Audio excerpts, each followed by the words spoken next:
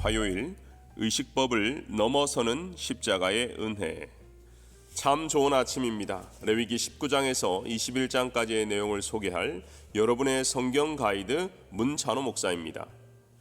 레위기 19장은 크게 두 가지 범위로 나눌 수 있는데요. 첫 번째는 하나님과 우리 사이에 지켜야 할 법도, 두 번째는 공동체 속에서 백성 관계 안에서 지켜야 할 사회법입니다. 두 가지 주제를 한 번에 꿰뚫는 테마가 있다면 거룩함입니다. 거룩이라는 단어는 레위기를 통해서 반복적으로 보고 듣고 있는데요.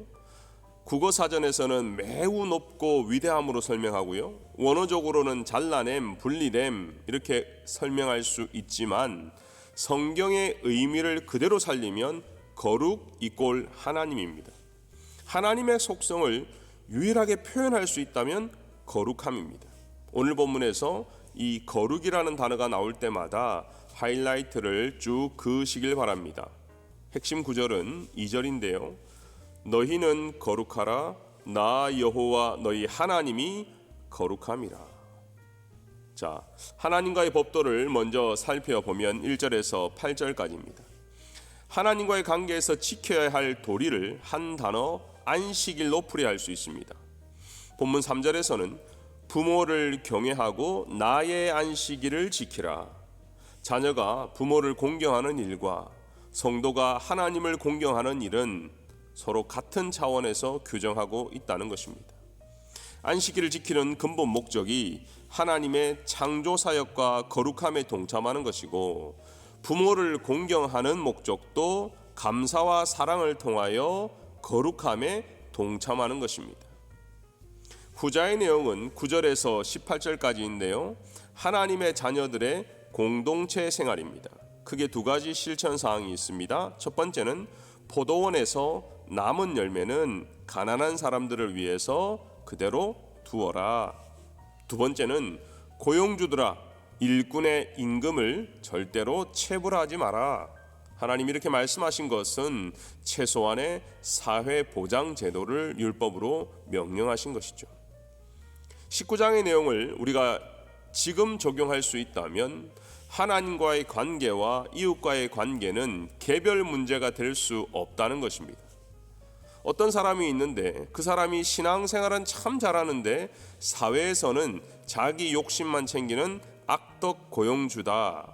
그렇다면 그 사람은 공동체뿐만 아니라 하나님과의 관계에서도 이미 문제가 있다는 것입니다. 그래서 18절의 결론은 원수를 갚지 말며 동포를 원망하지 말며 너의 이웃 사랑하기를 내 자신과 같이 하라. 나는 여호와니라. 이 10장은 사형에 해당하는 중범죄들에 대한 설명입니다. 크게 네 가지인데요. 우상숭배죄, 무당을 찾아가는 죄, 불효의 죄, 간음죄입니다. 이 10장에서 반복되는 한 단어가 있다면 반드시 죽여야 한다는 단어입니다. 참 무섭죠. 이렇게 무시무시한 분위기가 등장하는 이유는 18장, 19장에 언급된 율법을 어겼을 때에 하나님께서 이스라엘 공동체에서 끊어버리라는 것인데요. 왜요? 이런 죄들이 공동체를 죽이는 암적인 존재가 되기 때문입니다. 먼저 우상 숭배는 그 당시 역사를 보면 암몬 이방신 몰렉에게 자식을 주기도 했습니다. 고대 근동 역사를 살펴보면 몰렉은 황소의 머리를 한 사람의 형상인데요. 두 팔을 앞으로 뻗고 있습니다. 그리고 여기에 희생 제물로 어린아이를 바치는 인신 제사가 있었다고 합니다. 근데 만약 누군가 이러한 제사를 보고 가만히 있으면 방조죄도 추가가 됩니다. 혹 같은 공동체 중에 이것을 알고도 보고도 침묵하거나 금지하지 않으면 동일한 형벌을 하나님이 받게 하신다는 것입니다. 왜 하나님은 이런 방조죄까지 엄하게 다루셨을까요? 하나님의 자녀로 함께 살아가는 공동체에서 개인의 죄의 문제는 절대로 한 사람으로 끝나지 않고 모두에게 전염병처럼 옮겨지기 때문입니다. 점쟁이를 찾아가는 이유도 마찬가지죠. 무당과 점쟁이를 찾아가는 문화는 이미 타로 카드를 비롯해서 점을 치는 문화가 젊은 세대에게 친숙하게 다가와 있습니다. 물론 심각하게 생각하지 않을 수도 있지만 각자의 마음에 우리의 문화에 우리의 공동체에 하나님 중심이 무너진 결과입니다. 전뿐만 아니라 우리는 이미 돈이 우상인 시대, 만몬 시대를 살아가고 있지요. 자본주의 시장에서 돈은 필수입니다. 그런데 이 필수가 우리의 영혼을 파괴시키기도 합니다.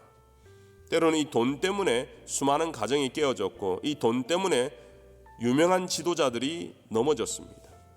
일찍이 돈의 위험성을 간파한 사도 바울은 아들 디모데에게 이렇게 교육을 했지요. 부하려 하는 자들은 시험과 올무와 여러 가지 어리석고 해로운 욕심에 떨어지나니 돈을 사랑함이 일만하게 뿌리가 된다. 이것을 탐내는 자들은 미혹을 받아 믿음에서 떠나 많은 근심으로써 자기를 찔렀도다.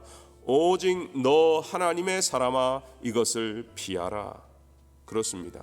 만몬 시대 가운데 돈을 잘 관리하는 성도가 되시기를 바랍니다. 21장은 제사장 직무에 관한 정결 생활입니다. 총 4가지가 있는데요. 시체와 관련해서, 가정생활에 대해서, 부정한 결혼에 대해서, 마지막으로는 신체 조건입니다. 코로나 시기에 사회적 거리두기를 하듯이 제사장은 죽은 자와 거리두기를 해야 했습니다. 구약에서 시체 접촉을 금한 이유는 의식법상 부정을 금하여 성결한 삶을 유지해야 했기 때문이죠. 하지만 이러한 의식법들은 예수 그리스도로 인하여 모두 다 폐지되었습니다. 여러분 혹시 기억나시나요? 달리다굼 소녀여 일어나라. 죽은 아이를 손을 잡았습니다. 그리고 주님이 달리다굼 하셨습니다. 우리 목회자들도 지금 다 장례 예배를 주관하고 있는데요. 우리는 계속해서 죽은 자와 터치가 있지요. 하지만 이것 때문에 우리가 죄가 되지는 않습니다. 이어서 소개되는 신체 조건도 마찬가지죠. 육체에 장애가 있거나 흠이 있는 자는 제사장으로 하나님께 섬길 수 없다고 말씀하셨습니다. 그러나 이러한 의식법 규례는 한시적으로 주신 규례인 것이지 영원한 규례는 아닙니다. 혹 누군가 이런 장애를 가진 사람을 대할 때 구약의 구속력이 있냐고 물어본다면 전혀 없습니다. 중요한 것은 그 정신이죠. 저와 여러분은 하나님을 섬기는 제사장입니다. 그렇기 때문에 우리를 흠과 티가 없이 거룩한 자로 날마다 성화되어야 한다는 것입니다. 가이드의 결론입니다. 거룩한 삶이란 하나님을 사랑하고 이웃을 사랑하는 것입니다. 거룩한 사람은 자기가 갖고 있는 재물, 자신의 힘으로 사회적 약자를 돌보고 섬기는 자들입니다.